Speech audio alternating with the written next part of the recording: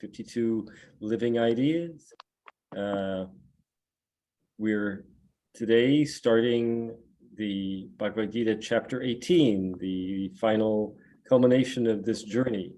So we're going to start out with chapter 18, verses 1 through 4, with Ambika will read a section and I will read a section, and then Yogeshwar will provide his insights and commentary, and then we'll open it up to questions. And to remind everybody in the chat, we'll you can chat while this the readings are going on, but when we get to the questions, please put an exclamation point in the chat and we will call people in order to discuss the chapter. So with that, Ambika, please help start us out. So chapter 18:1. Arjuna said, I wish to know, O Mahabahu, Sri Krishna, the principle of sannyasa, and also, O Rishikesh, Sri Krishna, the principle of tyag, differently, O Keshunishodhana, Sri Krishna. The Blessed Lord said, the seer sages have known sannyas as the laying aside of desire-prompted actions. The men of insight have declared the renunciation of all the fruits of action as tyag. Action as such should be abandoned like a defect. So declare some men of thought, and others hold that acts of yajna and dana and tapas, yajna sacrifice and dana giving and tapas ascesis, should not be abandoned. Listen to my verdict with regard to tyag, O best of the Bharatas, Arjuna. Tyag, O tiger of a man, Arjuna, is pronounced as threefold. Do you want me to read 5 as well?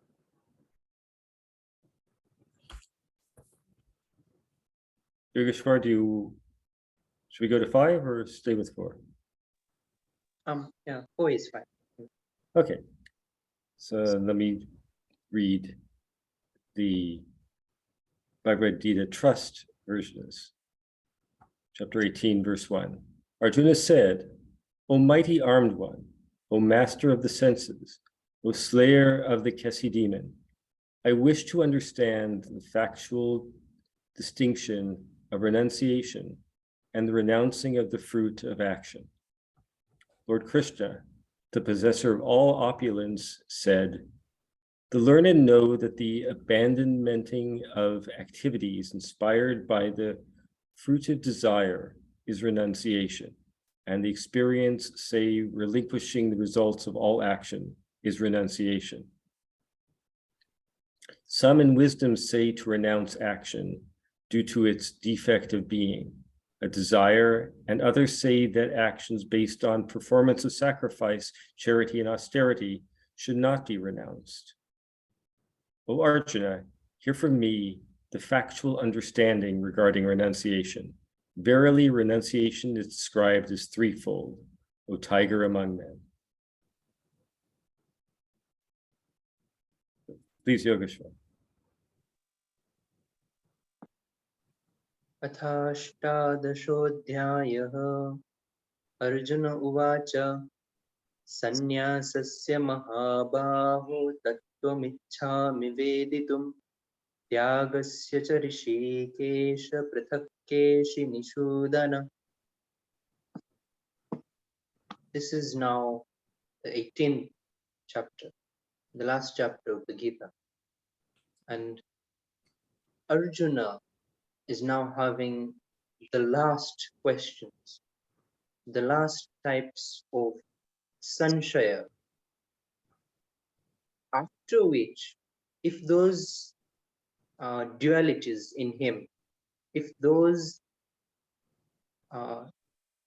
like thoughts in him that are twofold are removed or are straightened up, then Arjuna will be able to fight the war, which is his karma, his swabhavik karma. And this is adharma yuddha. After doing this, after these questions, after the answers that Krishna is going to give, Arjuna would be totally free from all the dualities, will be totally free from all the twofold thoughts that he has in his mind. In India, normally, in Indian philosophy, there are 4 purusharthas. Purushartha means a stage of life in which you are. So the first stage, the 4 of them are artha, kama, dharma, and moksha. The first one is artha. Artha meaning wealth or possession, anything that is in your possession, whether it is money or it's in terms of land, gold, anyhow, any possessions that you hold. Then kama is in regards to those types of wants that you have in your mind, those, the ichha, the desires that we still have in our minds. Dharma relates to the aspect of going towards what is right, going towards what the eternal is, going towards moksha.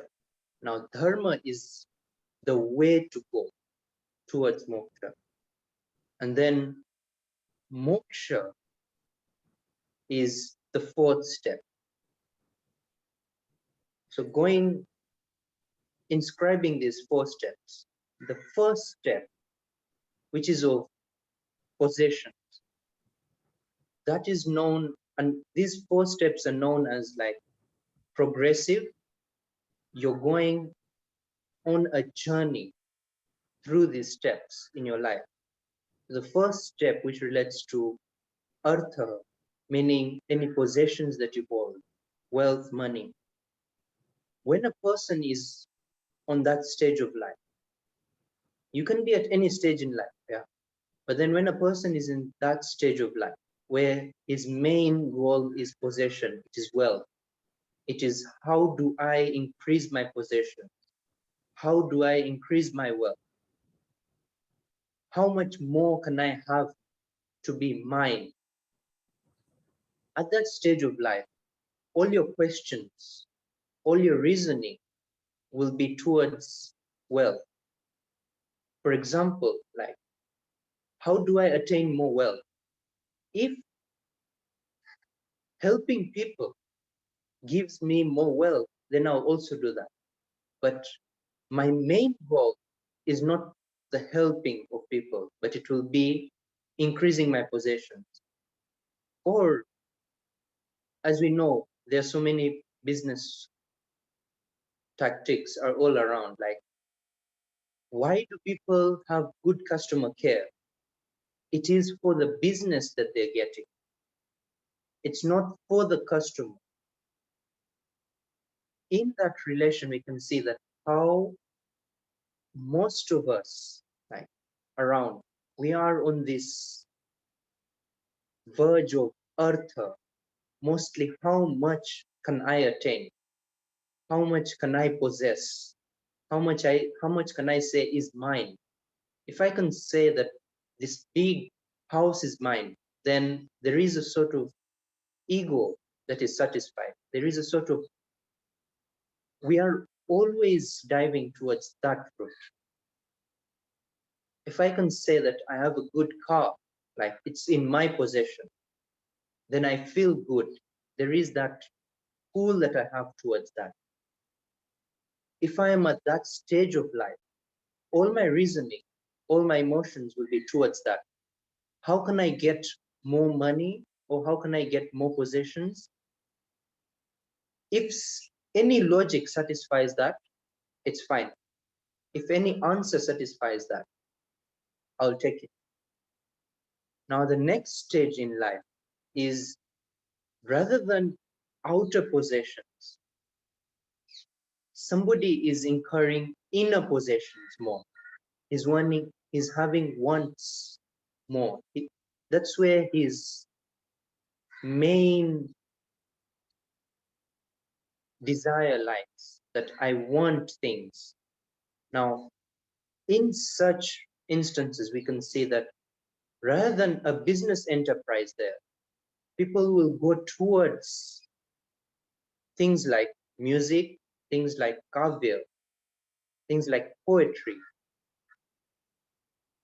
In that stage of life, you'll see that what his desires are so subtle, he can't get it out of material possessions. So what is he doing? He's trying to get it out of his song. He's trying to get it out of his picture that he's painting. He's trying to get it out of, maybe if it's a photographer, try to get it out of his camera. So he'll get the most beautiful instincts out of nature. That is a stage of life. And we can see that so many philosophers all around, they've gone through the logic of Artha, and then they've also touched so much on the logic of the inner, which is the beauty of art, the beauty of poetry, and the concept of beauty on its own. So that is on the aspect of karma. The third is dharma. What dharma relates to is now the journey, which is even more subtle now. There are so many things that can point towards it, but then to walk on that journey, you're alone.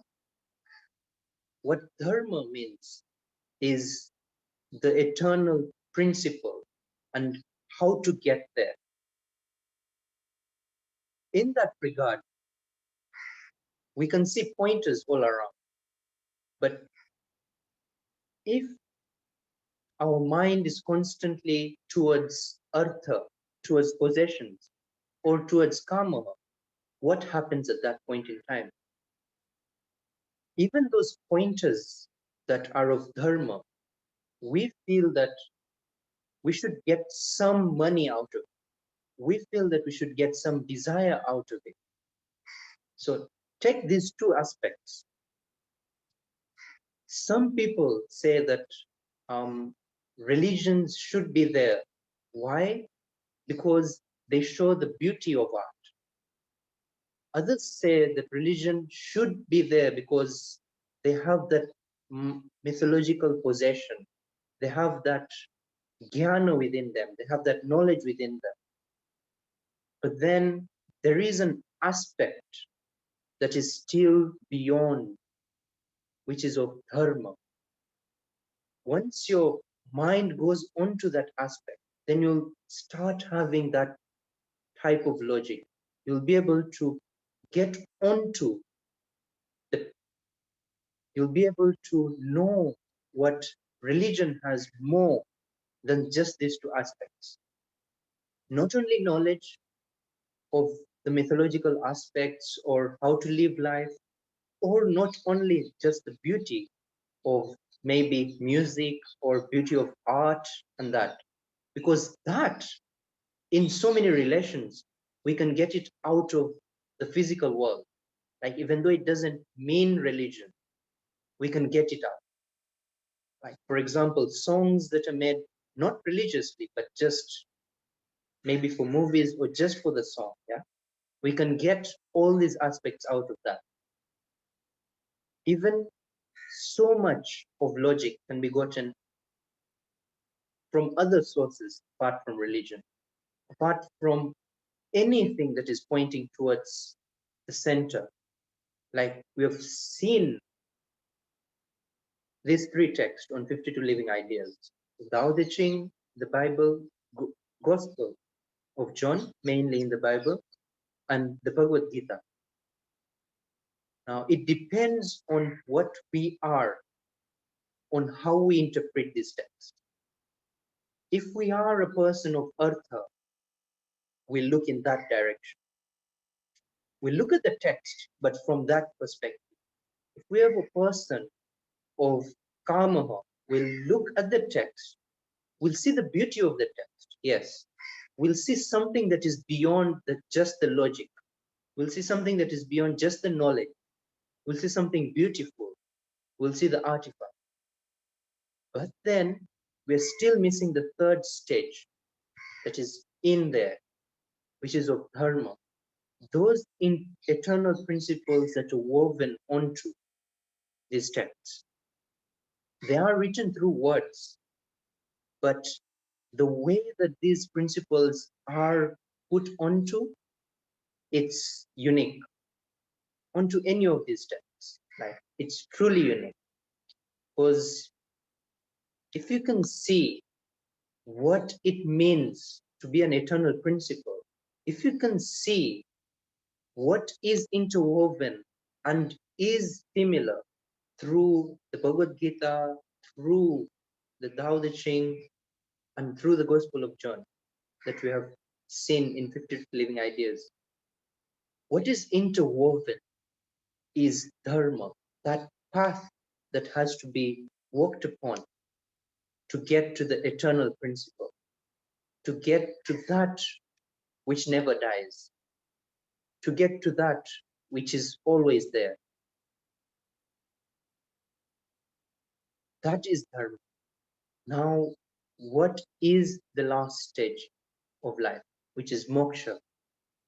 Now, moksha is that stage of life where that eternal principle actually happens to you, where you experience that eternal principle. That is like, it is like a doorway rather than a stage. Having passed through that doorway, after that you are mukta, meaning you are free from all the bonds. You are free from all the dharma, all the karma, all the artha. Until then, you're going to be bound even by dharma, even by the path that leads you towards the eternal. Even the path which is dharma, that leads you towards the principle, can bind you. That's why this analogy is always given, that when you are trying to go to the other side of the river, it's fine if you use a boat, because it will be really hard if you didn't have a boat. But then when you get onto the other side of the river, you have to step out of the boat. And then you can say that I have gotten onto the other side of the river. If somebody tells you get onto the boat, when you get onto the other side, you don't ask, now, why should I get off the boat? Yet previously you told me to get onto the boat. I will stay on the boat. Now, what will happen at that point in time is you'll not be able to get what you truly wanted. You'll not be able to get to the other side of the river. Rather, you'll stay on the boat. So that's what moksha does. Moksha allows you to pass through as a doorway. If you can pass through moksha, then you get free of even the bondage of that which leads you towards moksha. Here, the 18th chapter is named Moksha Sannyasa. Moksha, which is the last stage of life, which is the fourth stage of life. Why I call it the last stage of life is that after that, it will not be you who is living. It will be the eternal which is living. Because when we talk of life, we take life as what we is the amount of money view you as need to be life rich. right You now. have less money than me, even by a What life single cent. is You're a for fucking us brokey, a wage is bill. what it is. It is like You are just poor. So when I sit here and make this video and call you poor, you can't sit here and go, I'm actually not poor. I'm doing pretty good with my business, actually, and I have a nice car. what life is for us. It includes ourselves right now. It doesn't include the eternal principle right now, because it is like only one of them can stay. where life is. It's either us, which is made out of the ego, or it is the eternal principle. It's either or. It's not both of them at the same time. That's why the last part of Gita is called moksha, meaning being free from the bondage of your own ego, being free from the bondage of your own ahankara. Once you're free from that, then you get onto moksha. You pass through that doorway of moksha and get into the eternal, where your ego is not there, your ahankara is not there. Why it is named moksha sannyasa? Sannyasa is the way to get to moksha, because there is that which you'll have to leave before you get onto moksha. There is that you have to leave everything behind. When you leave everything behind is when you get onto moksha. That is why this chapter is named Moksha Sannyasa. Here Arjuna is asking, what is the way of leaving everything behind? Because when you leave everything behind is when moksha happens. What is the way of renunciation? I want to know it as it is, tattvata. Yeah? Not just like the nitty-gritty, not just the waves of it, but I want to get to know the deep oceans of it. What does it mean to be renounced? Tyagasya cha rishikesha prithak keshi nishudana. I know that there are so many aspects to it. Some call it sannyasa, some call it tyaga only. So what is it? Tell me about it differently, in a way that it can reveal itself to me, rather than I having to know the nitty-gritties about it. You tell them upon me. Shri Bhagavan Uvacha Bhamyanam Karmanam Nyasam Sannyasam Kavayo Viduh Sarva Karma Phalatyagam Rahustyagam Vichakshanaha Kamyanam Karmanam Nyasam. This now Krishna is saying that what do people call as sannyasa and what do others call as tyaga? Some say, now these are all different people, not only people now, these are different enlightened people who are talking about tyaga and sannyasa. What do they say about it? What does tyaga mean and what does sannyasa mean? These are the ways of enlightened people.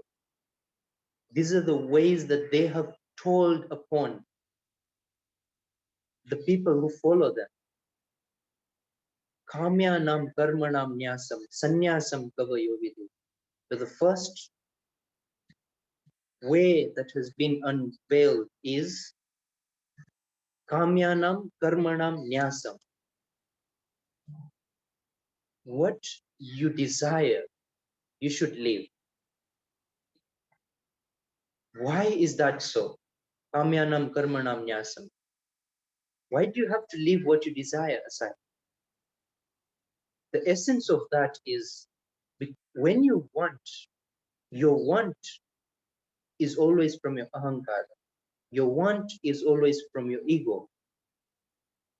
When you are saying that I want, your ego is always there. The I is always going to be there. There's never going to be just want. There's never going to be just desire without the I. Because why do you desire? It's because the I is there. And then, having desired it, it is going to become mine again.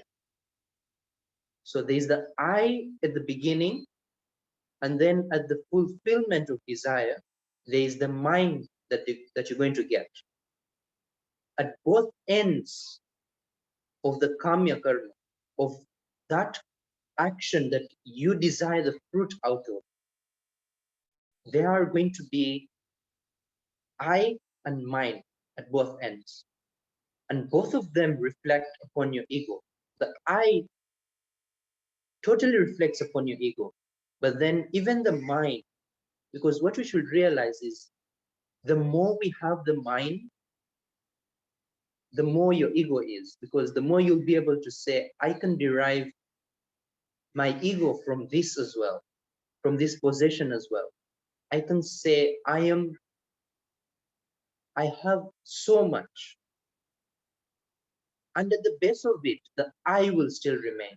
So at the end, when you receive the fruit and you say, this is mine, or I have done this action well, so this action was mine. All that, you're saying that when mine is there, the I is just getting stronger and stronger. Why Krishna is saying that there are people who have said, Kamyanam karmanam nyasam, sannyasam kavayo vidu. Why those enlightened people have said that the desired actions should be left aside is because what desire comes from and where desire leads to, both of them are ego. So if you want to leave your ego, because ahankara is the most subtle thing that you have to leave at moksha. When you leave your desires, you are also leaving your ahankara aside. Because if there is no link between the I and the mind, which is your desire, then both of them fall apparently. Both of them will have nothing to combine to. There's no going to be any loop, because what happens, the I through the desire takes you to the mind, and the mind now will take you to the I again. Once you cut the loop, which is the desire, both of them will fall down, the I and the mind.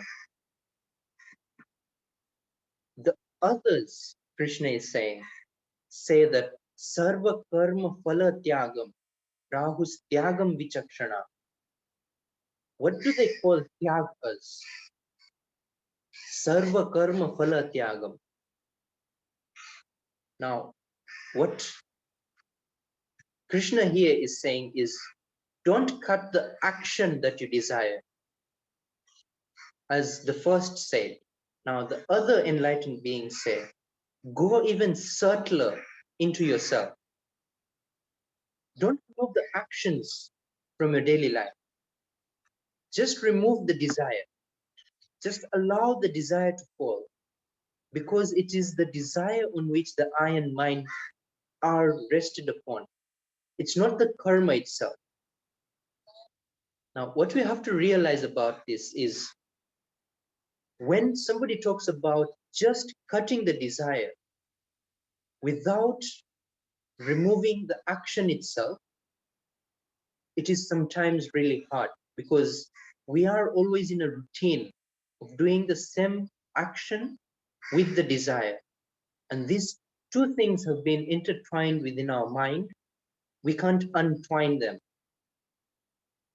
If we want to do an action, we'll first have the desire of the fruit.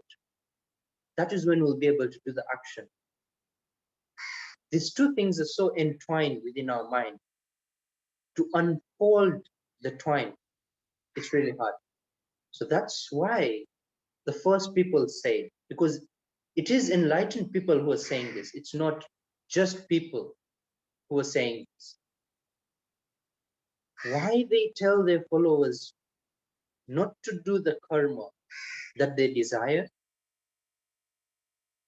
is because their desire will always bring the karma that will take them towards the ego. How not to do that is to cut it completely, cut the entwine completely, like cut both of them. What Krishna is saying that the others say is not to cut both of them, just cut one of them, which is the desire, which is the main root. Once you cut that desire, let the karma stay, however it is. If you let the karma stay without the desire, then you realize that you're automatically in sattva guna. Because what does sattva guna mean? A person who is in rajo guna will have a desire and he will do a karma to get to that desire. A person who is in tamo guna will say, I do not have any desires, so I'll also not do any karma. He's on no desire, no karma. And the Rajasic person is on yes to desire and yes to karma. So what Krishna here is saying, how does Sattva Guna increase in you? Is saying that I can say that the desire will follow and let the karma stay. Now, when the desire falls off, it may feel like you'll become tamasic, because when the desire falls off, you cannot do any action. But Krishna continues and says, yet do the action. You are neither tamasic nor rajasic here. You are not doing the karma for the desire, and it is not that you are seated, just lying down or sleeping around. You are doing karma. That is how Sattva Gun arises within you. And that Sattva Gun is a platform for you to realize what dharma is, for you to realize what the doorway of moksha is. Tyajyam doshavadityeke karma prahur manishinah yajnadana tapah karma natyajyam iti chapare. Going on, Krishna says that Tyajyam doshavadityeke karma prahur manishinah. So one type of people say that all the karma should be removed. Not only kamyanam karma now, yeah, not only those that you desire, but since karma itself is something, because we should know this, because even in our minds, what happens is if we entwine two things together, it's really hard to untwine them.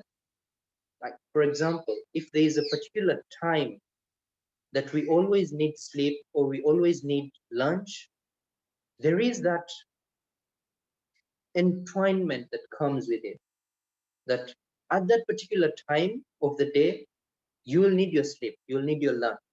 It's like that regular basis that you have built upon yourself. When that happens, untwining it is really hard. So, whereas the first type of people say that do not do those that you desire, do not do those types of actions that you desire. Krishna here is saying that there are also others who say that don't do karma completely, like cut off karma. Because what will happen is that when you do karma, you will call the desire from behind. Even though you don't have a desire right now, the desire will ultimately come in. And that we know with so many aspects of our life. Like, there are so many aspects of our life whereby we are doing something for the good, and then what happens is that same action itself, it takes us towards something that we didn't want. So it deviates us from that. That's why these other type of people are saying that remove karma from the base of its own. Having removed karma, there will be no entwinement. If you remove karma from here, there will be no desire at all. And since desire is what we want to cut off, having removed karma, we have cut off desire. Having removed desire, we have removed the twofold of I and mind. So we've removed ahankara from its base. That's how they perceive that dharma should be done. And that's how moksha should be reached upon. However, others say that yajna dana tapa karma na tyajyam iti chapare. Others say that these three types of karma, you can do away with all the other types of karma, that's fine. But then these three types of karma should never be done away with, whatever the cost. The first is yajna, which is sacrifice. The second is dana, which is charity. And the third is tapa, austerity. Now we've talked about the threefoldness of all these. We've talked about the sattvic, the rajasic, and the tamasic of the yajna, of the dana, and of the tapa. Krishna here is trying to put the point forward that there are also those enlightened beings that are telling their followers to do yajna, dana, and tapa. Why so? Because yajna, dana, and tapa is what will show you the light. Because what happens is, when you don't do any karma, it is fine for those who are really besides their guru or besides their teacher. But then those, after a long period of time, what happens is, having rejected all types of karma, now there is a possibility that when you remove karma, for removing desire, what happens is, now the desire for not doing karma arises. That I don't want to do karma. And so many people fall onto the trend of becoming tamasic. When you become tamasic of nature, because you don't have a desire, you don't do karma. And then what will happen is that when you become tamasic, you become of a person who is just laying down all day, who is just sleeping all day because you don't have any desire, you're not doing any karma. When that arises of a person, that is also the weed that has to be removed from it. That is why Krishna is saying, others say that whatever you want to live as action, you can live. But these three types of action should always be in a person's life. One is doing sacrifice, sacrificing that which keeps you away from the eternal path. Another is austerity, gaining that upon yourself, that which leads you towards the path of eternal principle. We've talked about living and gaining. So what does dana do? What does charity do? Because charity as an aspect, we could also put it onto like giving out. We could put it onto yajna. Why not? However, Krishna has allowed it to be separate on its own. Putting yajna on one side, putting tapa on another side, and having dana in the middle.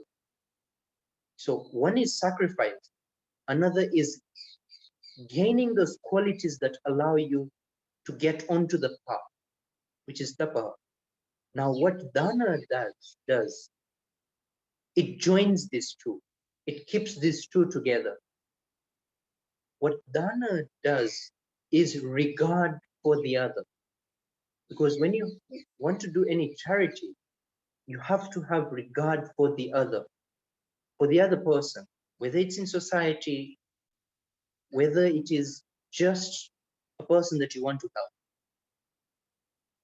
Dana brings all these two together, because you may have yajna, you may have tapa, but then sometimes when you're doing the yajna, when you're doing the sacrifice, you don't have the regard for the other, the person who is even next to you.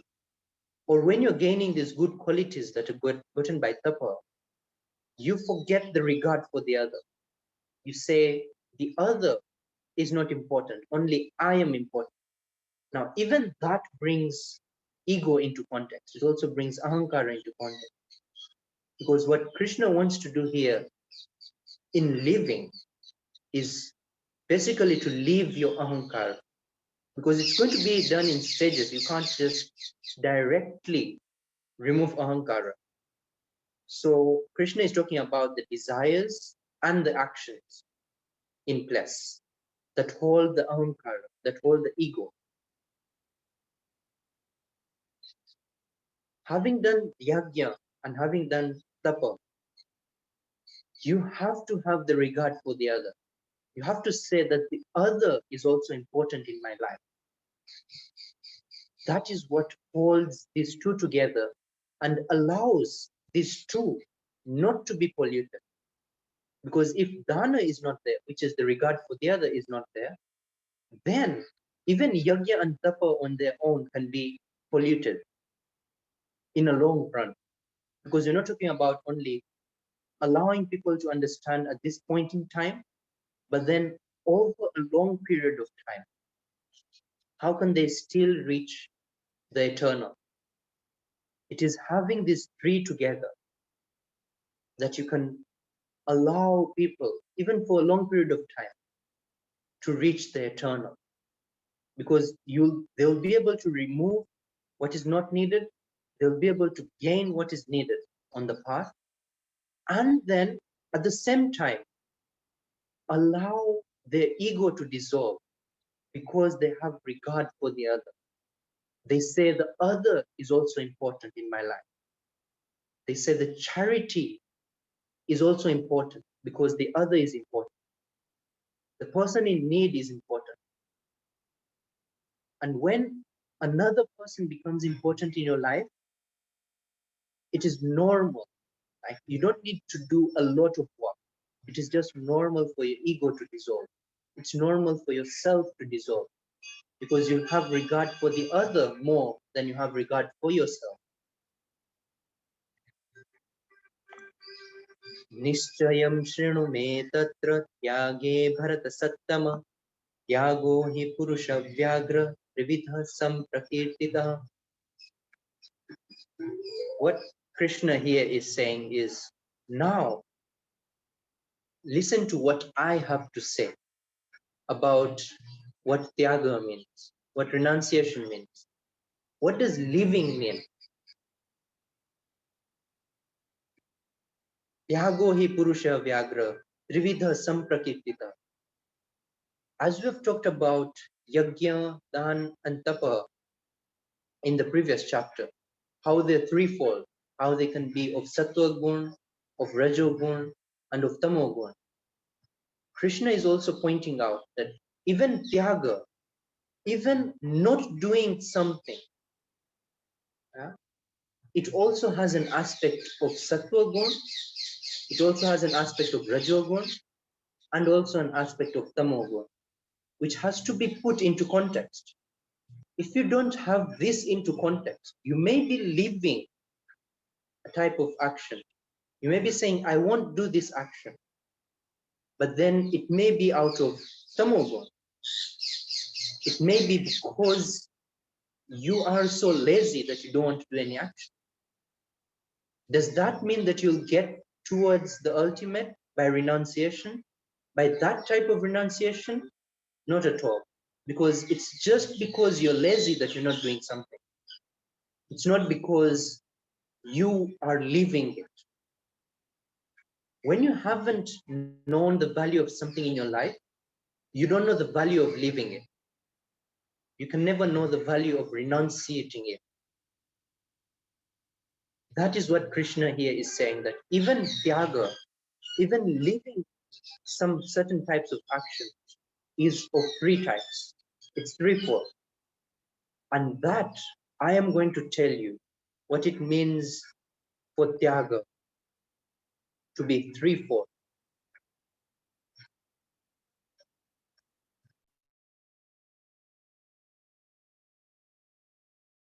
Great. Thank you very much, Yogeshwar. Wonderful introduction to this chapter. So now, anybody who has any questions or comments, please put an exclamation point in the chat. And while you're thinking about that, Yogeshwar, I was curious about this concept of that we can control our actions, but we can't control the result. But yeah, there's this very major focus in, at least in the West, that we need to be responsible for the result. I was wondering how that is interpreted in Hinduism, in the Bhagavad Gita, that we can't control what the result is, but should we be measured on the result? I mean, we at least need to be responsible or own that result. It's part of us. So how does that connect in between the lack of control but being measured or that on the result? So the first thing about the action and the fruit of the action is you have done an action. So if you have done the action with full regard for what the action is, with all the essence of what the action is, with all the concentration, what happens at that point in time is that the fruit that is going to come out of that action, because the action itself is done with full regard, it's done with full concentration, full attention of how the action should be done, rather than trying to get something out of the action, just one aspect out of the action. The fruit will automatically be in a fruitful way because the karma itself is done with full regard. Why having a desire of the fruit, why being attached to the fruit is being said as no, is because you are going to try to extract one or two things out of the action now. And that will be what will cloud your judgment out of the action. That is what we don't want. That is what Bhagavad Gita doesn't want, is that when one type of fruit, because where will that desire of the fruit come from? It will come from your ego, because you want something. When that is removed, that cloud over your intellect will be removed. It will be able to see straight through what the karma is really meant for. And then another thing about responsibility that you talked about, the responsibility of the fruit of any type of action that is here. You take full responsibility for the fruit because you have done the action according to the Bhagavad Gita. However, if you're not attached to the fruit, whatever fruit comes out of the action, you're able to handle it. You're able to say, this was a fruit of my action. Yeah. Whereas if you're only fixated on one type of fruit, when that doesn't come, you're terrible. Like you can't handle it. You can't say, I accept it. So this is full acceptance for any fruit, because fruit cannot be handled by you. Only action can be. Since fruit cannot be handled by you, allow what can be handled by you to be done with full regard, with full concentration, with full attention. Then, for that which cannot be handled by you, for that which you can't say that this is what I want, or this is what I don't want, there, have full acceptance for whatever comes through and say, I accept it.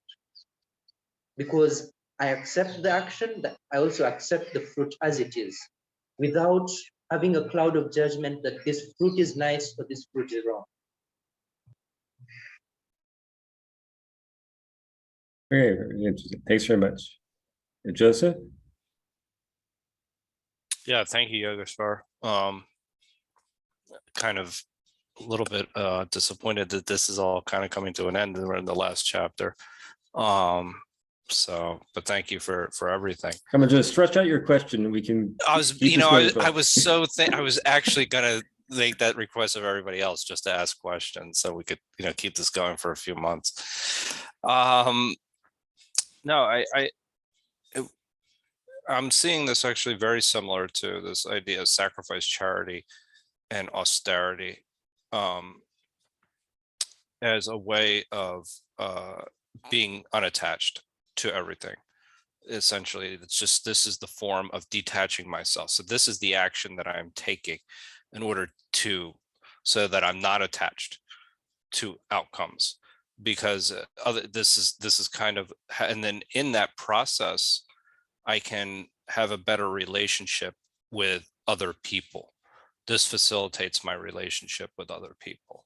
And I mean, that's just basically the process that we're being taken through, because I see a lot of here, is a lot of similarities between this and the discipline of desire and stoicism. In the sense that, you know, desires is essentially that when we learn to have desire the right things, not necessarily just desire just to suppress our desires, that it facilitates our relationships with the other. So it's similar to the same idea in the Gita that I'm seeing. Is that an accurate summation of the, you know, first 4 verses that I walked in a little late, so forgive me. Yeah, so Stoicism is interesting in a way, but then what happens is Gita, in a way, is saying that have the desire now, not for the fruit, just for the karma, for the action itself. Then, once you're able to be concentrated on that action so fully, even that desire will dissolve, because you'll be able to do the action without any desire. Why we need desire, even according to chapter 17, because we saw why you need the desire either to do the karma or to do, or the desire for the fruit. Any desire says that your shraddha is low. That's why you need to fill it with the desire. If your shraddha is at 100%, you don't need any desire to do any karma. You'll be able to do karma out of swabhava. You'll be able to do your karma because it just flows out of you. Like your hobby, it just flows out of you. You don't desire to do your hobby. It's just done. That's how karma should be done. Like how I would like to give an example there is like, just imagine like music or a dance, yeah? If music is played for the end note, then the one who could play it the fastest would be the winner, but that's not the case, yeah? If dance was done to reach a point, then the fastest dancer would be the winner, but that's not the case. The case is that each moment in the music, each tone in the music is played for itself. Like if it is played for itself, then you can get the most out of it. It's like doing that karma minutely only there, like playing the music, not for the end note, just for that note, that particular note that is there. So if you can play it for that note at each moment, so each note for each moment, if you can do that, then you know what karma is. Then you know what life is, basically. You're not going for the end. You're going for that note, that particular note. That's when music is fruitful. That's when music can show its full potential.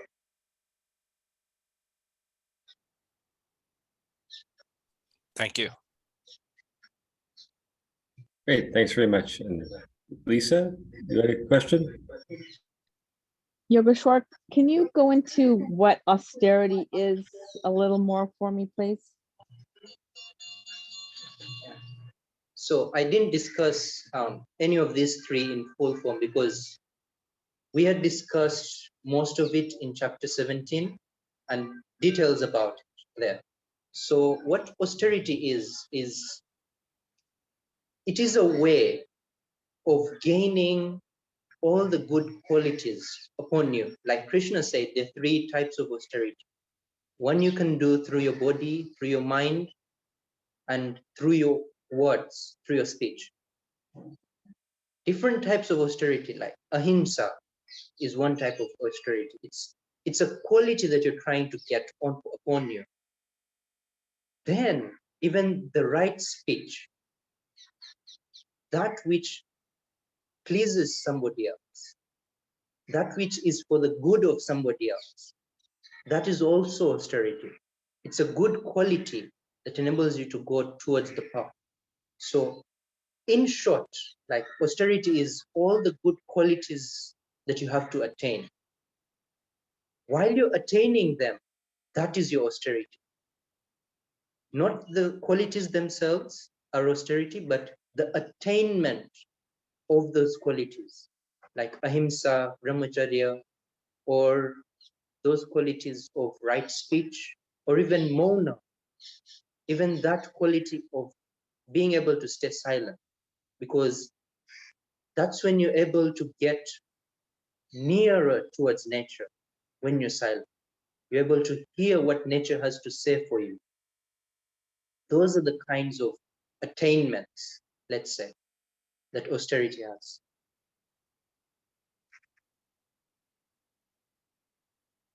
Thank you. Great, thanks very much, Yogeshwar. And Brian, you had a question? Yes, I was, thank you very much, first of all, for the presentation. I was struck by the progression from wealth, if you will, a focus on wealth, beauty, the way, and then the ultimate. Is that really, as I said, a progression? Does there need to be the wealth? Is it customary, acceptable, or necessary to have a phase in life when you're pursuing wealth and then beauty, or is that just one of the possible ways of progression? Yes, so how Indian philosophy sees this is that, yes, you may be able to skip some phases of life, but then these 4 phases are something that if you skip one, sometimes what happens, if you go into beauty, what happens is wealth pulls you from behind. Yeah, like we can see so many musicians who have gone on to their talent. That's fine. But then what sometimes happens is even that talent, even that poetry is now pulled back by wealth. It's like now they're in a circle. They want wealth again because they've not attained it. Now they want wealth through the beauty of their music. They want wealth through the beauty of their dance. That is something that now pulls you back. Rather, beauty should be like a way forward.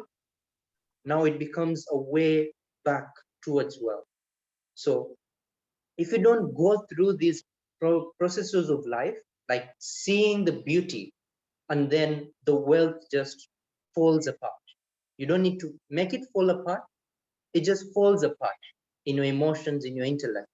You don't really have a crave for it because you've seen what beauty means. And then when you go on to dharma, when you go on to the path, then even that beauty, that attraction towards the beauty, it just falls away. You will rather go on to the path because you've seen something, what the ultimate means. So what I would like to say about is, yes, it's possible to get onto one without getting to the other, but then you really have to be like concentrated on that. Because if you're pulled back by something that is Like maybe if you're on dharma and you're pulled back by beauty, then also there is some constraint that is also going to be constantly within you. Thank you.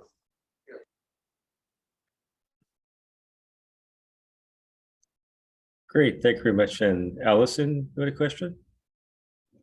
I just want to comment about this section, especially the second stanza. What this reminds me a lot of is there's a woman in my ballet class who's 88 years old. And I used to think that the very best dancers were the ones who were at the absolute height of their artistic power and their athletic power. But now when I look at her, she does it for no other reason except the joy of dancing. And she does ballet or yoga every single day. You know, she can't do the things that younger girls can do, you know, but there's still such beauty in it. And I think the real beauty is just watching this. It's like the most pure expression of the art form. It's not about anything external. It's all about internal. And that's what this reminds me of. So I just wanted to make that comment.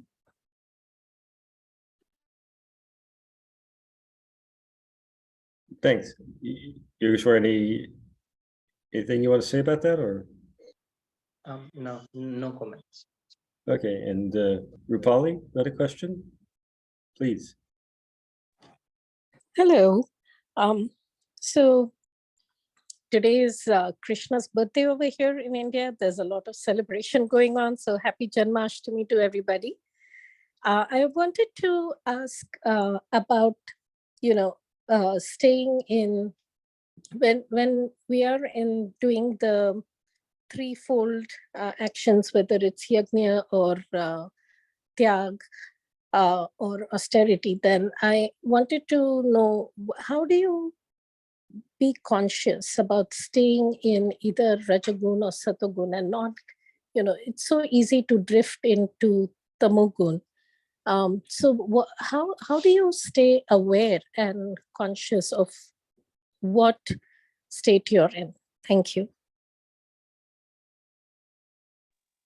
So first thing is first to know that these three are there. So that's the first step, that as per your question, you've probably gotten up upon. Having done that, having known that these three do exist, know their characteristics in detail, like when I am in tamogun, what happens? Like what type of response do I have towards some karma? When I am in rajogun, what type of response do I have towards karma? And then there are those times where you're in sattvagun. It's really like sometimes you can't do it on your own, but then it happens. You're in sattvagun. So know what happens just before you're in sattvagun. And then try to manifest those types of action that allow you to go into sattvagun. Now, there is that distinction in a way that the tamogun will always be like the lazy type of person, sleeping type of person, not wanting to do any action. The rajogunic type of person will always want to do some action, but then why will he do the action? Because at the back of his mind, he knows the fruits, he wants the fruits, he's attached to the fruits. He wants the fruits more than the action itself. Now, know these two types of conditions. We know these two types of people, but then we'll also want to introspect, like know these two types of conditions that are within us, because these two are more manifest than the sattva one.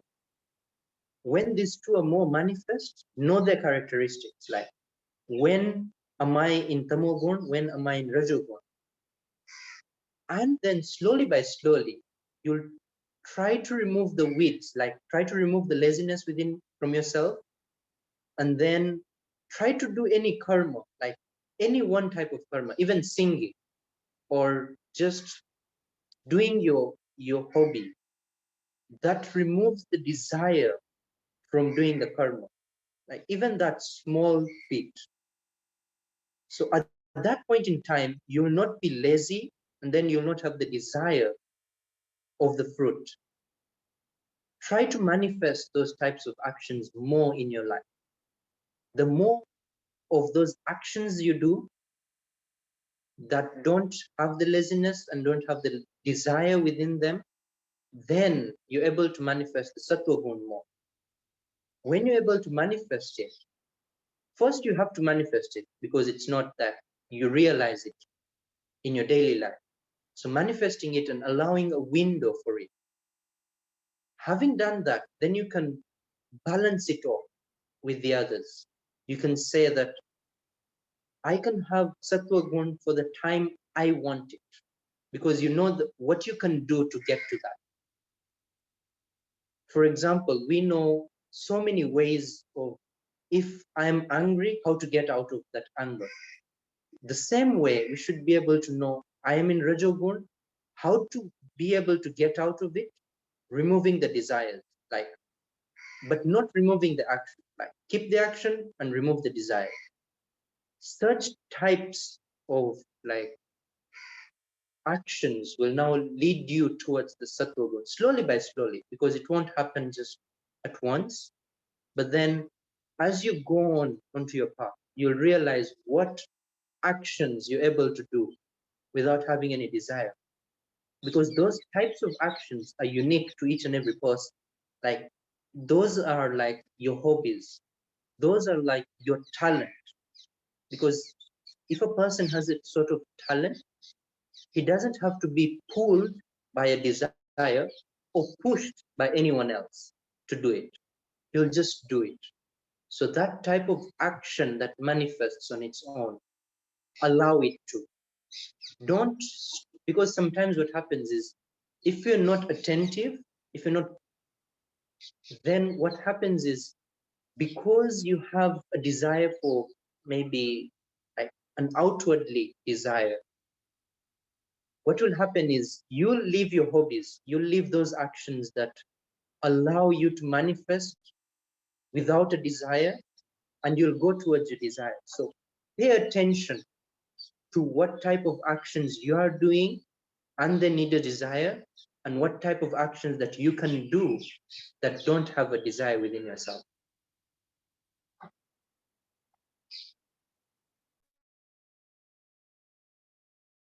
Oh, very good. And Jyoti, you have a question? Yeah, Yogeshwar, my question is from the last week's presentation that you did about Brahma. To acquire Brahma, you had said Brahma is everywhere. You just have to find one. You have to just find it. Can you explain? I'm not sure I understood that very well, because I know when I worship in the morning the sun, I'm reaching towards Brahma. And there is some kind of a feeling I have. And I get that feeling when I'm able to concentrate on Brahma. But I don't know what you meant by it's everywhere. Thank you. So there are two perspectives to this.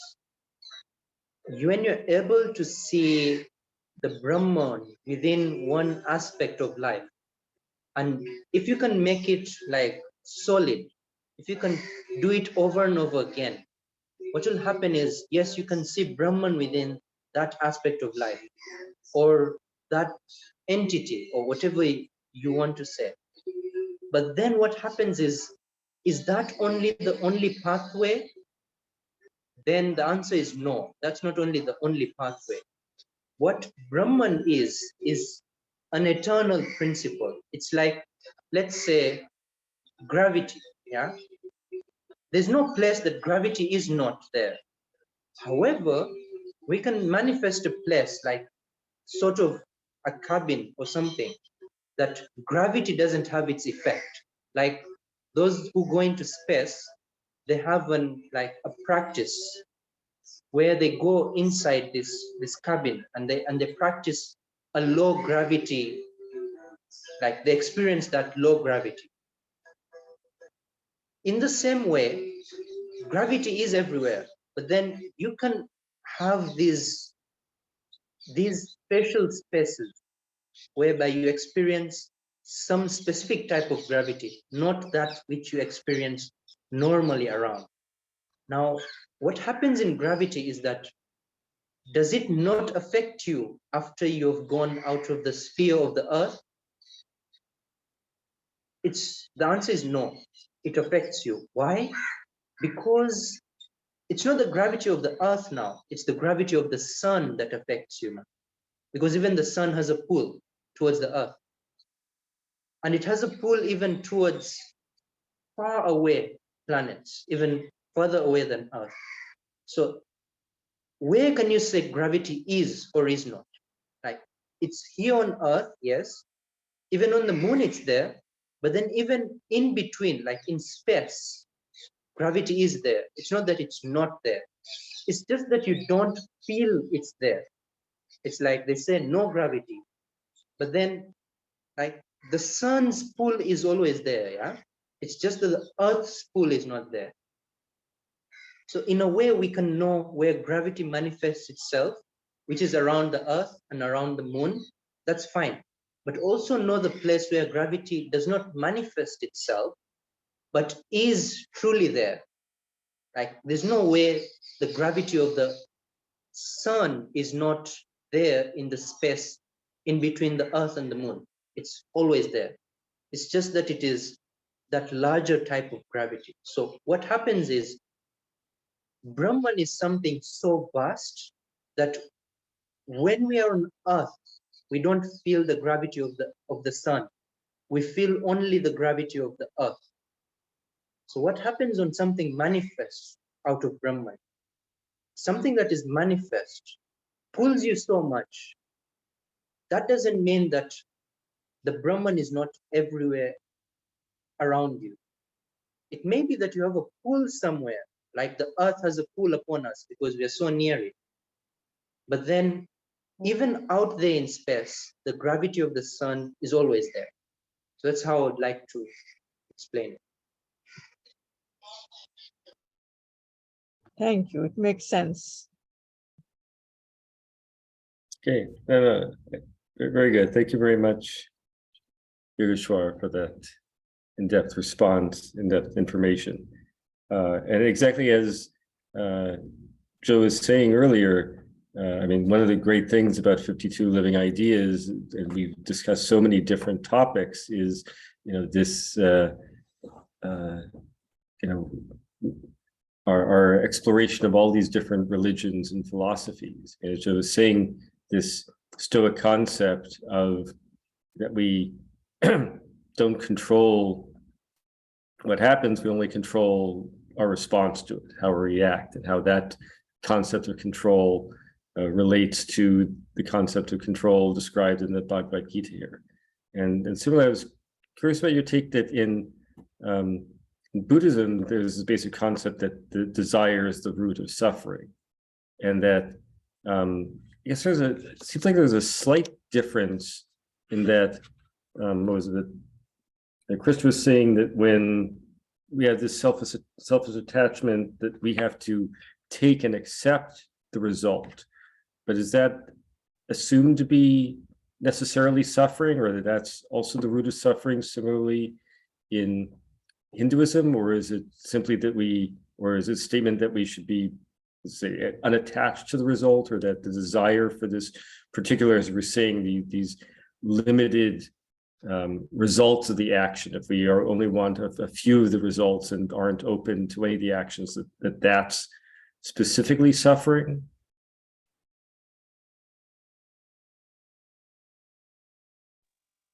Yeah, so about the fruit of the action and about the attachment towards the fruit of the action. Now, how Bhagavad Gita views this is, there are three different things. There is the fruit, there is the action that will bring about the fruit. That's like a given, because if we do an action right now, a fruit will come. Now, there's the third aspect of it, is having the desire, is having the attachment of that particular type of fruit. Now, where the Gita comes in is, it's all fine. Like, according to the Gita, it's all fine that action brings about fruit, because that's like a universal principle. It can't be broken. It can't be like you can have an action and you don't have the fruit. That will never be. Or you want a fruit and you don't do any action, then it won't manifest. So allow that to be, like, don't touch that principle, because it's a principle like gravity. It can't be changed. What can change, however, is the way you use the principle. The way you use the principle, how you interact with the principle. Like, for example, the way we interact with gravity is different in a way that it can hold us onto Earth. We know that. But then we can also, using the knowledge of the principle, which is gravity, we can also build airplanes. And in a way, within the law, like, we're not defying the law by building airplanes. Within the law, we're able to do something that is beyond just normal law. Yeah, it's beyond just staying on Earth. So in the same way, let the law be there. Let action allow fruit to happen. Just the way you interact with that principle, which is your desire, because that's the way you interact with the principle. The desire is the midpoint, because yourself will be here, the principle will be there, and your desire, whether it's your attachment towards the fruit or the attachment towards the action, will matter.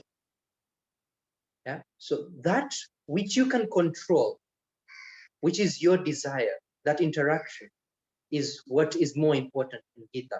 Like, mold that as you want it.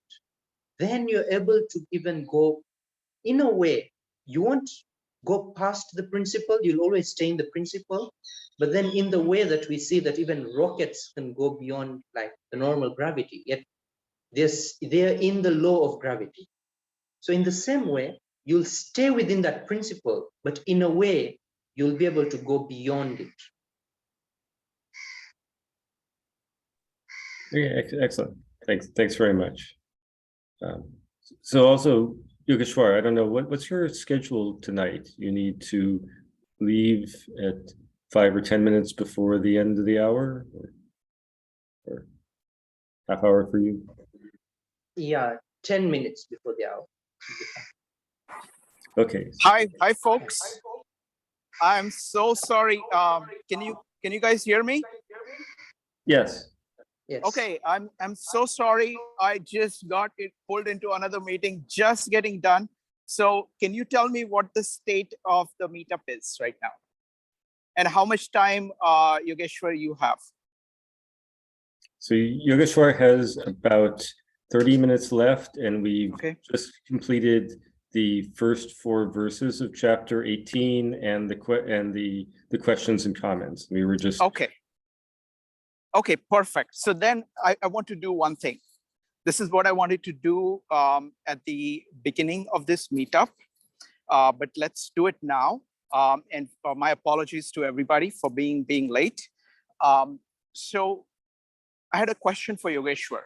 Yogeshwar, tell us a little bit about the significance of chapter 18 and what it does, and where does it fit in the entire scheme of Gita, and what does it do?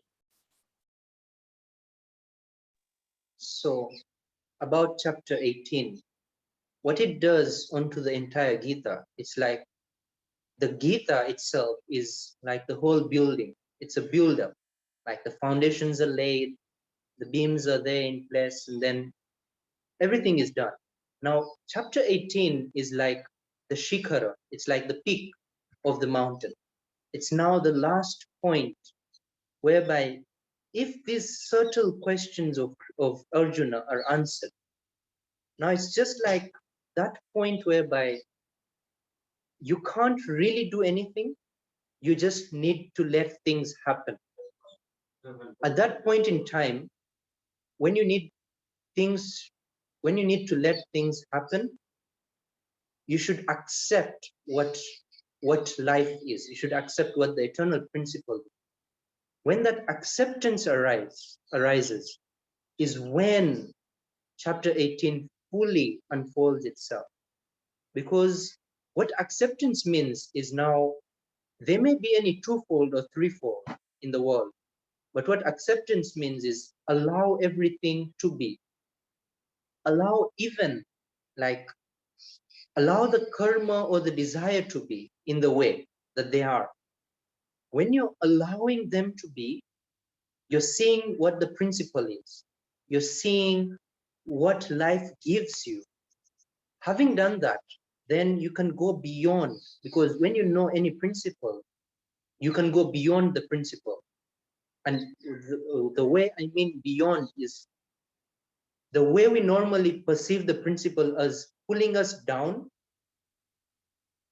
We'll be able to go beyond the principle in a way that it uplifts us. Because any principle in Indian philosophy, this is a case. That's why there are so many like dharma shastras that are put in place. Why is that so? It's that when you know these certain types of principles of karma, principles of desire, principles of fruits, when you know that, what happens about it? You're able to do that, go beyond it. It's like you're able to know what gravity is and then make airplanes, which in a way is like going beyond gravity. And then even make rockets that in a way they go beyond gravity. Yeah, it doesn't defy the law of gravity. Like you'll always be within this principle. But if you don't understand it, then you'll never be able to go beyond it in that way. You don't go beyond it in a way of defying it. You go beyond it by using it. So understanding all these principles has been done. Like we have seen the principles of the three gunas, the principles of Sankhya and Yoga, the principle of what Brahman is in different chapters, in different ways. What now the last chapter does, mostly towards the end, after the three gunas are done with, in all ways, that will be like after verse 50. What it does mostly after there is allow a platform that once you've understood the principle, get some time for yourself, like try to put it into your life. Having done that, when the principle is fully in your life, you're able to go above the principle, like you in that way, like beyond the principle. Then that is when you are out of the twofoldness of sanshaya, because the main thing that Arjuna has here is sanshaya. Sanshaya meaning a twofold thought that should I do this or that. So all that is just find out, because it's not that somebody else will be able to find out your twofold thoughts or your debates within your mind. Nobody will be able to straighten that out. What will straighten that out is knowing what principles are, knowing what life is itself, then allowing them to be, allowing the principles to be, because the principles are made to mold you in a way, in a certain way. Then if you allow them to mold you in that certain way, then you're able to go beyond them. You're able to know them and then go beyond them. Like, for example, like when you're able to know something so well, whether it's maths, whether it's science, you're able to do something so great out of it. It's like as if you have like defied science. It's like as if you've defied maths. But then it's not like it's within those bounds, but in a way going beyond. So that's what chapter 18 is. It's within the bounds of principles, but going above and beyond the principles. Wonderful, beautifully put, beautifully put. So let me try to summarize it in my own way, and then I have a follow-up question. So what you're saying is that all the principles have already been established. The foundation is ready, the walls are ready, and this is the culmination of it. It rests on everything that has been developed so far, but then it puts this little cap on, little shikhar, the summit, the kind of this soaring structure at that, and it actually leverages all the principles in life to say, okay, this is how they all come together when you have internalized it. This is what it looks like. So it is. So that's very beautifully put. Follow-up question: how does the chapter do it? So first one is what it does, right? We've talked about what it does. How does it do it? How does this entire chapter? How is it structured? And how does Krishna do this in this chapter? Yeah, so the first thing that Krishna does is talking about sannyasa. So that is the main concept, because sannyasa is a way of allowing the principles to do their work without interfering with them, without you not being there. Because what happens is when you are there, when your ahankar is there, when I say when you are there, it's like when your ahankar is there, when your ego is there, what happens is you always want to tweak something within the principle. You always want to bend something within the principle, which will not be done. Like the principle stays as it is. It's something that can't be changed. Now, when you're out of the way, then what happens is the understanding of the principle comes. So the first thing that Krishna does is sannyasa, removing yourself out of the way. And doing now, what happens is now you may not be able to stay just doing nothing. Yeah, so you need something to do. So Krishna is going to say, do such types of action that are in relation with the principle, like they are in terms with the principle rather than against the principle. Do things that are in relation to gravity, like rather than trying to just jump up always. Like when you want to go to the moon, don't just jump up. Just try to remove yourself from in between and try to know the principles as they are. Then at one point in time, you'll be able to reach the moon. So Krishna first allows you to understand what sannyasa is, what renunciation is, like what living things means. Then Krishna goes on other aspects. Let me just make one comment. Can I make just one comment here? Sure. I think this is very beautiful. So it's like it starts by negation. It starts by removing things that were kind of cluttering up your growth, your life. And giving that up is all about sannyas. So, and you can't really do much unless you do that negative, because otherwise you're going to keep being attached to those things, and it's going to take you away from that. Wonderful. Thank you. Please continue. Yeah. And then what happens after that is Krishna at the end, like towards the end, he talks about all the types of like the last bits that are remaining, like maybe buddhi or karma. What are the three types of those as well? Because those are now the important little bits that are remaining. He'll show that what sattvic, rajas, and tamas are in that perspective. Then what Krishna does at the end is, now I allow you to do what you feel is right. That's what he tells Arjuna, that now, having said all this, I allow you to do what is right. Now you decide what is right. And that is a really important point. It may be like only 1 or 2 verses in the Gita, but then like allowing the person to now choose that freedom after having put all this knowledge upon that person, now allowing him to do what his swabhava is saying, allowing him to do something from his center now. That is great acceptance. Then Krishna, now after having done like the allowance, then Krishna says that what total allowance means, yeah, what total allowance means is put all your energy into the principle. That is what total acceptance is. Put your total energy into the niyama. That's how we put it in Hindi, like the niyam, which is the principle. That's how things are in life. You've understood it. Now I allow you to do what it is.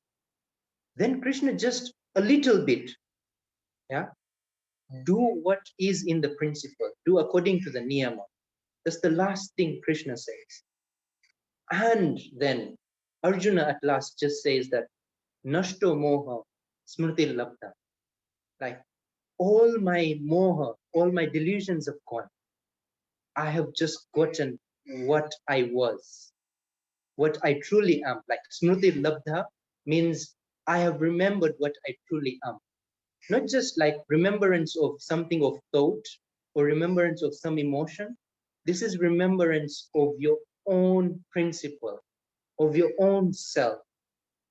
When Arjuna has remembered that, that is towards the end of the chapter. Wow, wonderful. Can I ask another a tough question? Let me try to ask it. If you can answer it, you can go ahead and answer it. It's a very difficult question. You put it very beautifully. You said that foundation has been built.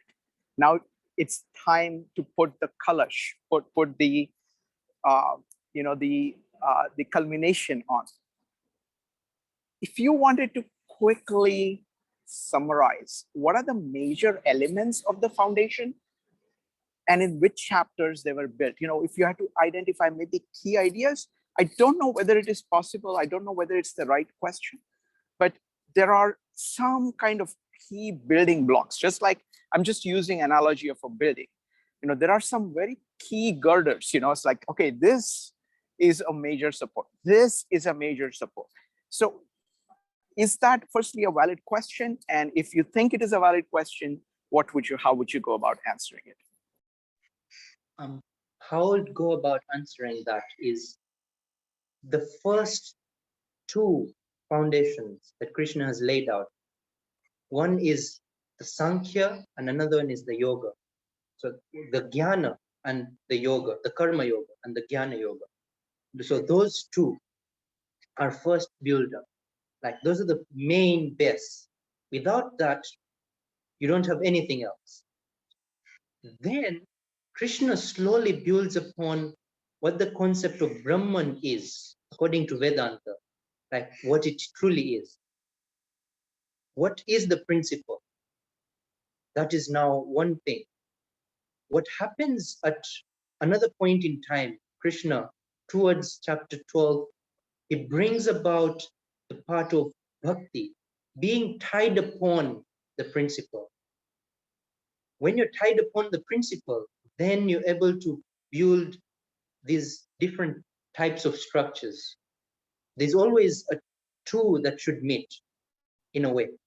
So the first two that met are the Sankhya and Yoga. Now, this is a total different way of looking at Gita, but I would also like call you to look at Gita in this way. So the first two building blocks were the Sankhya and Yoga, were the Jnana Yoga and Karma Yoga that were built. Now that's like the foundation, the base. Then the beams and all that, what was put upon is Vedanta, which is knowing of Brahman, what Brahman truly is. And then also being tied to that Brahman with the bhakti, with all the types of seva and all the love that it brings about. Because without love, sometimes what happens is it may be there, but then it becomes so dry. There's no beauty in it. All your life just becomes so dry. Just knowing what Brahman is, like you can't know what Brahman is, like it's all everywhere. It is a principle, but then you're not tied to it. Like there's no way you can realize it, experience it. So these two things also go hand in hand. And then one other thing that ties yourself to the Brahman is the gunas, the three gunas. So the Brahman is on one side, the tie to the Brahman is bhakti, then the world is on the other side. The tie to the world is the three gunas. Yeah? So Krishna has also explained what the tie to the world means, how you're going to be tied to the world. Now in that, what Krishna slowly does is using the ties in the world, because Brahman is not a principle that is away from the world. So using the ties of the world, knowing the Tamoguna, knowing the Rajoguna, if you can be in Sattva Guna, then you can realize what Brahman is in the world. Yeah, so that has been done. Having done that, the whole structure has been built. Because you have what the eternal principle is, you have a way to tie upon it. Then you know yourself using the Jnana Yoga and the Karma Yoga. You know yourself, truly who you are. Then you also have a tie towards the world, which is through the gunas. Now, bringing everything together in the 18th chapter, like there is no twofold or threefold about it. First, it's to know that there's a difference in it. Then it's to bring them back into one. And truly, like if you want to know what the truth of oneness is, you first have to know what the truth of differentiation is. Without differentiating, like just saying everything is one doesn't make it one, because in your mind, the differentiation is still there. So first put the differentiation in context. Then if you can see that is holding everything together, which is the Brahman, and then allowing that oneness to manifest, rather than pushing towards it, just allowing it to manifest in the 18th chapter is what Krishna does. Full. All right, Yogeshwar, may I ask you one last question? Because this is something which is on my mind. And this is recommendations for all the folks who have been participating here in these Gita meetups. You know, we are now coming to the culmination. We are coming to the final chapter. What I find, it's just my style, so I'm going to talk about just myself. When I'm trying to come to the finale of something, I actually like to go back and read things again and again, listen to things again and again, because it is those patterns which we are kind of bringing together here. So this is an ideal time to do, I think, refreshers, kind of for everybody on their own to just listen to their favorite version of Gita, to read it. That's what I'm doing. What do you think? Do you have any recommendations about what people can do to get the most out of chapter 18? Yes, so one recommendation would be chapter 2, which is like the main foundation of what Gita holds upon, which is the Sankhya and the Yoga, the Jnana Yoga and the Karma Yoga.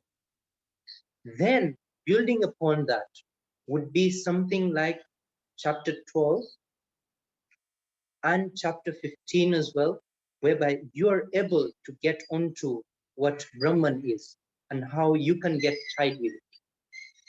Yeah? Because chapter 15 talks about Brahman and chapter 12 talks about that bhakti that you need, because that's bhakti yoga. Then just a phrase through about what the gunas are, what the different types of gunas are, would be chapter 14 and chapter 17. That talks about the gunas in length. Then what we're going to talk about in chapter 18, we're going to have a bit of gunas to some extent. So that revision is really important for 14 and 17, because a lot is going to be held upon it. Then we can put up the peak. Thank you, Yogeshwar. All right, I'm going to hand it back to David to do further questions. Folks, if you have questions at this level of saying, okay, now we are coming to chapter 18, any questions at that level, please go ahead and do that. And I'm going to hand the baton over to David. And thank you very much, Yogeshwar. Just thank you for answering these questions. Over to you, David. Okay, thanks very much, Srikant. Yes, yeah, thanks for prompting this wonderful introduction and framework for us to understand this amazing work in this amazing chapter. So, Joseph, you had a question that came up during this. You want to ask now, please? Yeah, I don't know if this is the most appropriate question, actually. It's this. I'm understanding the distinction now between renunciation and relinquishing, right? So I kind of understand that at a high level. And the one thing that I was thinking about was something that we had learned, and I'm just trying to see if there's a connection between that and the Tao and the concept of Wu Wei and being in kind of the state of flow, this idea that of inaction, but it's not necessarily inaction. It's just action. It's effortless action that you're kind of in. And I'm wondering if there's, and I know that I don't know if that's a fair question because, it's hard to ask about Taoism and Hinduism, but is it similar in nature?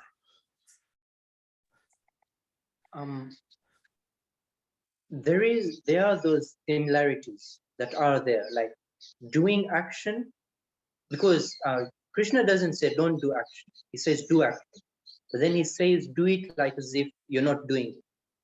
That's what Krishna says in the Gita. So what inaction truly is in the Gita is just as you described, that doing action like as if you're not doing it. But then it's in that way, it's done in the best way. Like I gave the example of music, like that's how it's done the best. So that's how life is lived the best. You do it like as if you're not doing it. You do it in the moment right now, just for it. Now, where I would like to point the differences is the approach to that type of karma. Because how Gita approaches it is through knowing the desires, like through molding your desires, yeah, saying that I don't want to have desires towards the fruit, yeah. Whereas the Tao Te Ching puts it in totally another way, like comes to it from another angle, which is like doing action without being stressed by it. It's like Wu Wei is talking about Sattva Guna in a way, like don't have the desires, but do the action. But then it doesn't talk about the desires. It just talks about the action itself, how it should be done. It also doesn't talk about the fruits. So it will, what a person in Tao Te Ching will say is that it is like just mostly focused on the action, how it should be done. Whereas what Gita says is don't do this, and the action will automatically be done. So different aspects of looking at it. Thank you very, very much for that. That's very, very helpful for me because I'm trying to see the connections between all these works, and I very much appreciate that. Oh, yes, very good. Very good. Thanks very much. Thanks for that question, Joseph, and thanks for the excellent answer, Yogeshwar. I know that, Yogeshwar, you're just about up at the end of time, so I don't want to keep you. So thank you very much for the wonderful commentary, as always, and insights that you provide. So thanks very much, Yogeshwar. Alison, do you have a comment that you generally want to make? Yogeshwar won't be able to respond to it, but if you want to. Yeah, I was going to ask him if it's sort of like the idea of economy of movement, where you're using just the right amount of action to achieve what you need. Because sometimes if you do too much action, like if you're driving a car and you're doing too much action, you're swerving all over the road. And if you don't do enough, you're not going to keep up with traffic. So you want just the right amount of it. That's what I was wondering, if it's sort of like that, but he's gone. So I'll have to ask him next time, I guess. think Yeah, about that's what it. I'm saying. There's, so Yeah. there's, Can I, please, may I please, say Shrikant. something? Okay. So the way I understand it, it is in terms of principles, of figuring out kind of principles of how the world works, how you work in a very deep way. And because it is capturing some deep truth about the world, the action just follows. So it is not being calculated from economy. It is, but it ends up being economical. It is calculated based on how the world is and living according to the world, no matter what the temporary consequences are. But when you live like that, the result is economy of action. Result is Wu Wei. So that's how I understand it.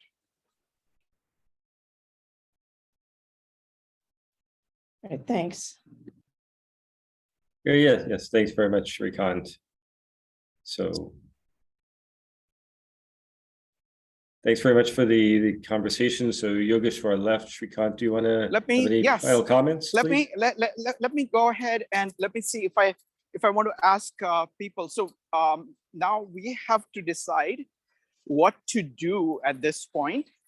Of all the suggestions, so I'm, last time I asked the question.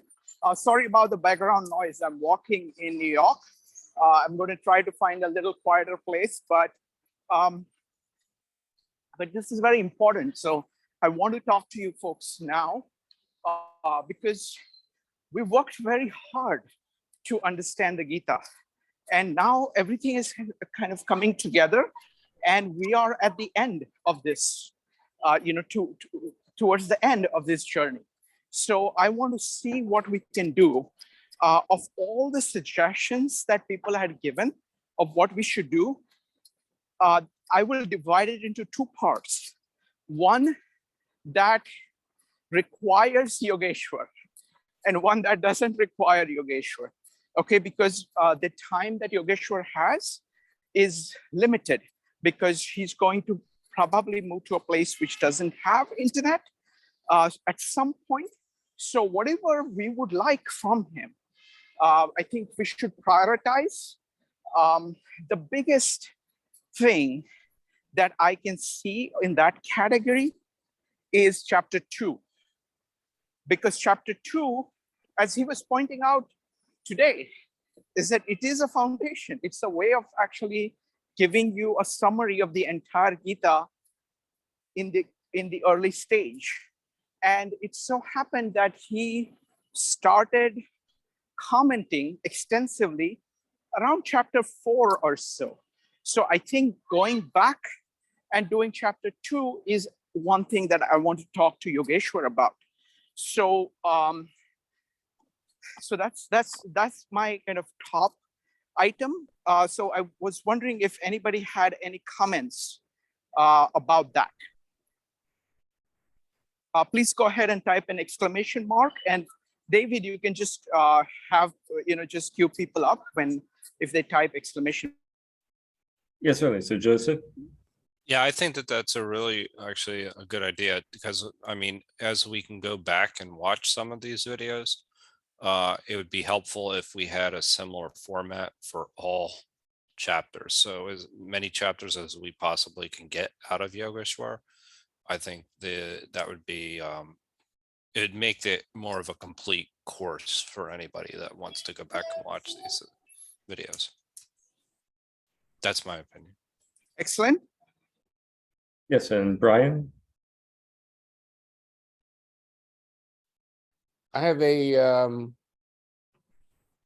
guess it's a related thought or question that I think fits in here, and that is, I'd like to know from Yogeshwar, what could we do if either as a group or individually we wanted to follow up on the Bhagavad Gita and to learn and do more. I found this series to just be, as I've said, transformational. He's he personally, I think, is brilliant. Like his comment today on comparing the Tao and the Gita. I hadn't expected him to have insight, but he had amazing insight. So, that's my question.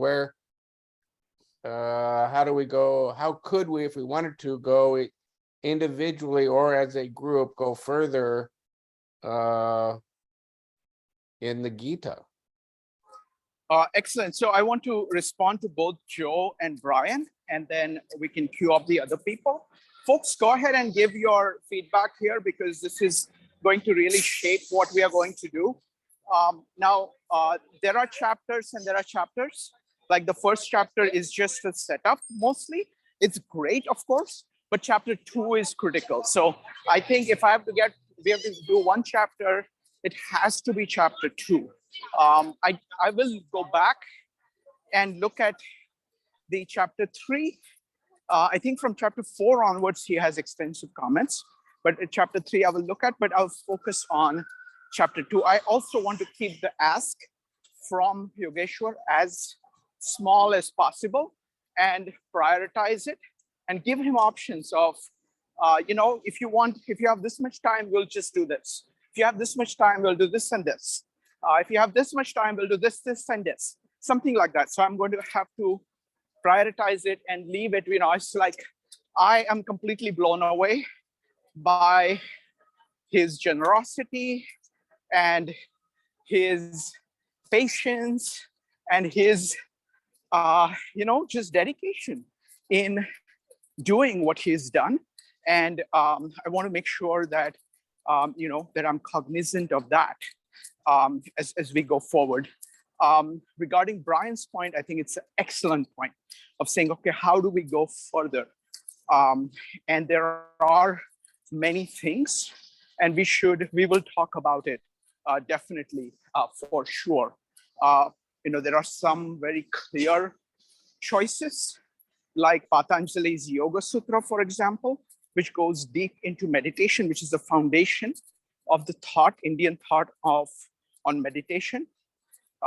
There is some of the Upanishads. Yogeshwar was talking about Mandukya Upanishad, which talks about Om. It's a very short work, so we might go in that direction. So we'll have to scale it. So it's it's going to be a combination of the value that can be delivered and how easy is it to deliver it. And maybe we can come up with a reading list or something like that. So that's what my thought was. Brian, did you want to comment on that? No, that's exactly what I had in mind. Perfect. All right. Whoever is next. No other comments. Okay. All right. I don't know what Jyoti said something and Rupali said something. Can you go ahead and read out what it was? I'm sorry, I can't read. Yeah, Rupali said that chapter 2 would be a great place to revisit, and okay. Jyoti that as we all are in praising Yogeshwar's amazing insights into this and a virtuous human being. So yes, his dedication to this and participating in this this forum has been wonderful for all of us.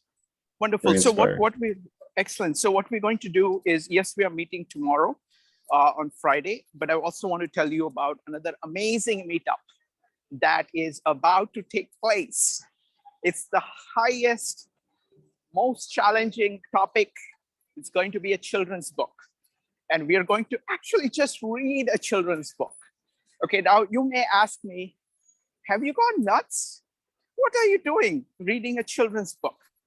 And then either you don't know about books or you don't know about children or both. But what this is that this is actually a very special book. This is a book by a gentleman called Owen Barfield. Owen Barfield was a close friend of C.S. Lewis. He was the executor of his will. The first book by C.S. Lewis is dedicated to him. First book by Barfield is dedicated to C.S. Lewis. Narnia is dedicated to Barfield's daughter, who's the goddaughter of C.S. Lewis.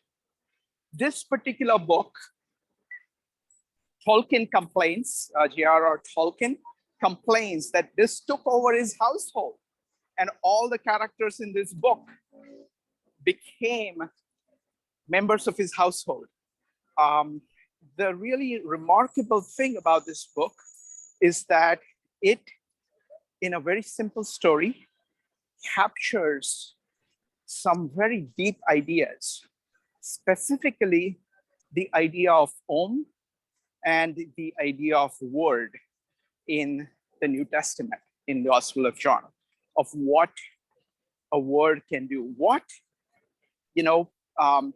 Yogeshwar was talking about, was quoting Arjun, saying that he remembered his own self. That's exactly the core idea in this book. And I'm not spoiling the book because you get to know about this idea right in the beginning, but the consequences of it are just very deep. The idea is that just like when you chant Om the right way, it's a way to remember your true self. Just like the word is to point you towards this Holy Spirit that can grow out of your heart, towards God. The silver trumpet, as soon as silver trumpet is sounded, everybody who hears it, no matter who they are and what they have been doing, for a moment, remember who they are. Now it is up to them what they do with it. And it is up to the person who is sounding the silver trumpet. He can do it again, and it will have cumulative effect on people, transforming them by moving them towards their core being. So it is a very deep book. It's a very short book. It is about 50 pages. And what we are going to do, this meetup is going to be this Sunday at 9 p.m. Eastern time. And what we are going to do is that several people in this meetup, like Penny, Rupali, Ambika, who else? Avanik, and a few other people have volunteered to read it. So if you are used to reading books to children, if you like reading to children, I say reading to children because children are very much tougher customers as listeners to stories than adults. So if you really like doing that, if you're good at doing that, you're welcome to message me to volunteer to read. What we are going to do is that we're going to read chapter by chapter. I invite you, put a link to, Joe, if you could put a link to the meetup in the chat. What I invite you to do is to read the book beforehand, understand the book, and then join us. We will read through the entire book because there isn't a YouTube version of it. So this will be the first time there will be a YouTube version of this book, and then we can talk about it. So that's what we're going to do. So anybody else? Really looking forward to it. And if you have any questions about this, go ahead and type exclamation mark. Otherwise, we will see you soon. We'll see you tomorrow, actually, for Friday for this one. Oh, there. Thank you, David. All right, David, you want to close the meetup up? Okay, excellent. So thanks very much, everybody, for joining. And as Shrikant said, see you tomorrow evening and for the continuation of chapter 18, beginning with verse 5. Thanks very much for joining and for participating.